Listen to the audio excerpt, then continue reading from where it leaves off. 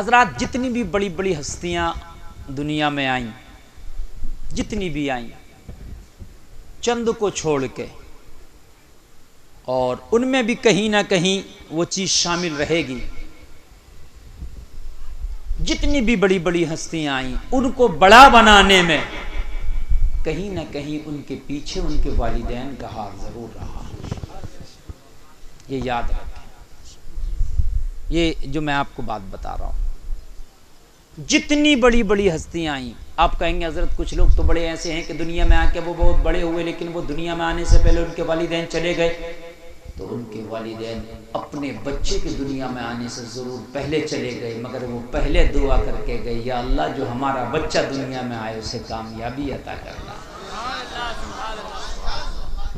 وہ مرنے سے پہلے یہ دعا کر کے گئے۔ معلوم ہے کتنے لوگوں کی تو شادی نہیں ہوتی، وہ دعا کرتے ہیں اللہ ہمیں نیک اولاد دینا، کرتے نہیں کرتے؟ اور جن کی اولادیں پیدا ہونے والی ہوتی ہیں تو وہ کتنی چاہت کرتے ہیں، بدماش بھی ہے نا دعا یہی کرتا مجھے نیک اولاد دینا، ڈکیت ہے نا دعا یہی کرتا میری اولاد نیک ہو، شرابی ہے نا دعا یہی کرتا میری اولاد نیک ہو، زانی ہے نا دعا یہی کرتا میری اولاد نیک ہو۔ آپ نے دیکھا ہوگا باپ تو بدماش ہے مگر چاہتا ہے میرا بچہ اچھے اسکول میں پڑھے، میرا بچہ اچھے مدرسے میں پڑھے۔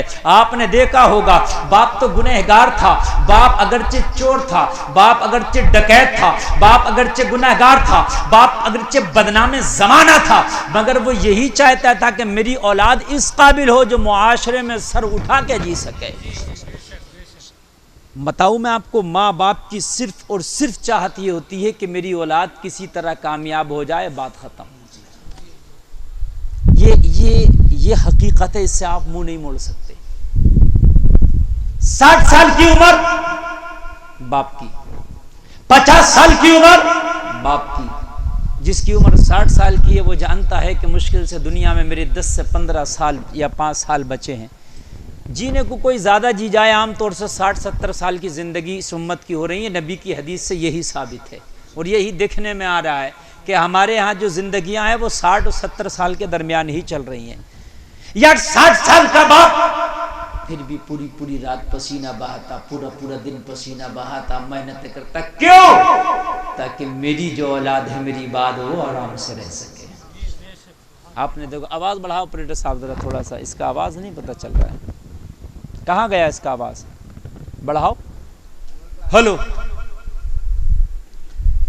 60 سال کی عمر میں باپ مکان بنا رہا بڑا مضبوط سے، اس سے پوچھے یار اتنا مضبوط مکان کیوں بنا رہا، تو یار اس میں مشکل سے 10-5 سال رہے گا۔ کہے گا مولانا تمہیں پتہ نہیں ہے، میں تو 10-5 سال بھی رہوں کہ نہ رہوں مگر میرے بعد میرے بچے اسے برتتے رہیں گے۔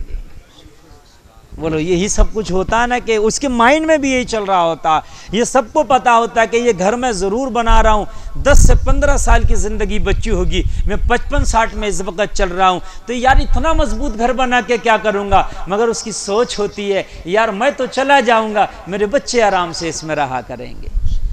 مجھے بتائیے اگر ایسی سوچ کسی اور کی ہو تو ہے؟ شادی میں کھانا کھانے کے لیے آپ اور ہم اور سب جاتے ہیں، کھانا کھاتے ہیں، کوئی سوچ کے کھاتا ہے یار میرے بعد بھی اور کھائے گا؟ نہیں، بات ہنسنے کی نہیں سمجھنے کی ہے۔ کسی کو آپ نے ٹیبل پہ بیٹھ کے یہ سوچتے دیکھا یار ذرا ہلکا ہاتھ رکھ لے تیرے بعد بھی کچھ محفل رہ گئی ہے نا؟ یہ کہتے تو میں نے بھی سنا ہے، ارے میاں کیا کھڑے ہوئے دیکھ رہو، جلدی سے موقع مار لو، معاملہ ڈھیلا لگ رہا ہے۔ ارے بات ہے کہ نہیں ہے؟ کیونکہ کچھ پتہ نہیں بھائی، معاملہ ڈھیلا، 1-2 دیگیں بچی ہیں، معاملہ بہت کم ہے، تو پھر جو کھلارے ہوتے ہیں نا وہ بھی بیٹھ جاتے ہیں، بھائی بعد میں دیکھا جائے گا، پہلے اپنا معاملہ ہاتھ نکالو۔ نہیں دیکھا ہوگا آپ نے دوسروں کے بارے میں کچھ سوچتا ہو، دیکھا ہے آپ نے؟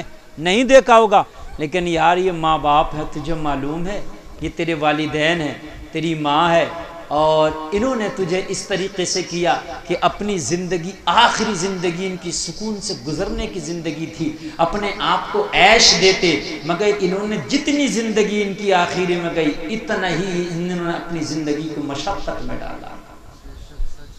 گھر میں باسی روٹی بچتی ہے نا تو ماں یہ نہیں کہتی میرا بیٹا کھا لے گا، معلوم ہے کیا کہتی ہے اپنی بچیوں سے، لاؤ لے آؤ اس باسی کو میں ہی کھا لوں گی، میرا لال تازی کھا لے گا۔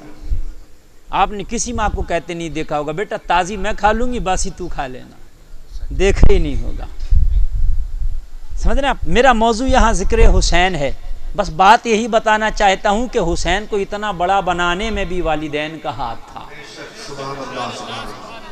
سمجھ رہے ہیں آپ؟ حسین بہت بڑا ہے لیکن ان کے والدین بھی بہت بڑے ہیں، یہ میں آپ کو بتانا چاہتا ہوں۔ اصل لب لباب گفتگو کا یہ ہے۔ میرا موضوع یہاں پر جو ہے یہ نہیں ہے کہ میں والدین کے حوالے سے بولوں، یہ میرا موضوع نہیں ہے، موضوع ہے ذکر حسین۔ لیکن بتانا یہ چاہتا ہوں کہ حسین کی جو تیاری اتنے ہائی فائی طریقے سے کرائی وہ کہاں ہوئی ہے؟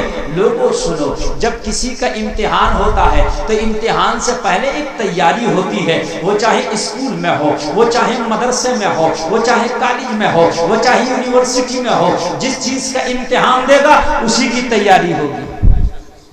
ڈاکٹری پڑھ رہا ڈاکٹری کی تیاری، حافظہ پڑھ رہا حافظے کی تیاری، مولویت پڑھ رہا مولوی کی تیاری، انجینئر کا کورس کر رہا انجینئر کی تیاری کہاں ہوتی ہے؟ جس مدرسہ، جس کالج، جس یونیورسٹی میں پڑھتا وہیں تیاری ہوتی ہے۔ بولو ہوتی ہے کہ نہیں ہوتی ہے؟ سب لوگ کہتے ہیں، پوری دنیا کہتی ہے کہ حسین امتحان میں کامیاب ہوا۔ سب کہتے نہیں کہتے ہیں حسین امتحان میں کامیاب ہوا؟ یار کسی سے یہ بھی پوچھا یہ اس امتحان کی تیاری کس مدرسے میں حسین نے کی تھی، کس کالج میں کی تھی، کس یونیورسٹی میں کی تھی، کس انسٹیٹیوٹ میں کی تھی؟ یار ہر ایک امتحان کی تیاری ہوتی ہے، وہ چاہے کوئی بھی امتحان ہو۔ ارے بولو ہے کہ نہیں ہے؟ ریگولر ہو تو ادارے میں رہ کے ہوتی ہے، پرائیویٹ ہو تو گھر میں رہ کے ہوتی ہے۔ بولو بات ہے کہ نہیں ہے؟ او حسین، اتنا بڑا امتحان صبر کا تم نے دیا کہ قیامت تک کے صابروں کے سردار بن گئے، قیامت تک کے شہیدوں کے تاجدار بن گئے۔ حسین یہ تو بتاؤ کہ اتنی بڑی تیاری کر کے کہاں گئے؟ حسین جواب دے گا، میری یونیورسٹی کا نام فاطمۃ الزہرا ہے۔ زور سے بولو یار، زور سے بولو۔ جس یونیورسٹی میں، سمجھ رہے ہیں آپ، میں نے تیاری کی ہے اتنے بڑے پیمانے پر، میری یونیورسٹی کا نام، میرے مدرسے کا نام فاطمۃ الزہرا ہے، اور لوگوں بچے کا سب سے پہلا مدرسہ ماں کی گود ہی ہوتی ہے۔ میں ثابت کر دوں گا کہ ماں کی گود ہی سب سے پہلا مدرسہ ہوتی ہے۔ آپ یقین کریں نہ کریں، مدرسے میں جاؤ بچہ کامیاب ہو کوئی گارنٹی نہیں، اسکول میں جاؤ بچہ ماسٹر بن کے نکلے کوئی گارنٹی نہیں، کالج میں جاؤ، یونیورسٹی میں جاؤ بچہ ڈگری لے کے نکلے کوئی گارنٹی نہیں، مگر ماں کا مدرسہ، ماں کی یونیورسٹی جو گود ہے وہ ایسی ہے کہ بچے کو جو ڈگری دینا ہے وہ دے کے رہتی ہے۔ بچہ اگر انڈیا میں پیدا ہوا تو ماں ہندی بولتی ہے تو بچے کو ہندی بولنے والا بنا دیتی ہے۔ سبحان اللہ۔ آپ نے کسی مولوی کو یہ نہیں دیکھا ہوگا کہ 100% خود مولوی ہے تو سب کو مولوی بنا دے۔